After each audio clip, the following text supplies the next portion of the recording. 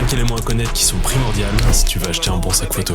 Le premier point, c'est le système de cubes. Ça te permet facilement de sortir tout ton matériel de ton sac pour changer ton objectif ou monter un rig sans t'encombrer avec la taille de ton sac. En deux, vérifie ton accessibilité. Un sac outdoor, c'est fait pour être utilisé dans des conditions difficiles. Si tu dois poser ton sac sur un sol humide ou boueux, t'auras sûrement pas envie de remettre ça sur ton dos. Alors privilégie les ouvertures dorsales, quitte à sceller quelque chose, autant que ce soit la partie de ton sac qui ne soit pas en contact avec toi. Un grand litrage pour ton sac photo, ça veut pas forcément dire beaucoup plus de place pour ranger ton matériel. Souvent, ton sac est divisé entre partie photo et matériel personnel, donc regarde bien l'utilité que tu vas en avoir et achète le bon sac photo en fonction de tes besoins. Privilégie les ouvertures dorsales qui se déploient sur le côté.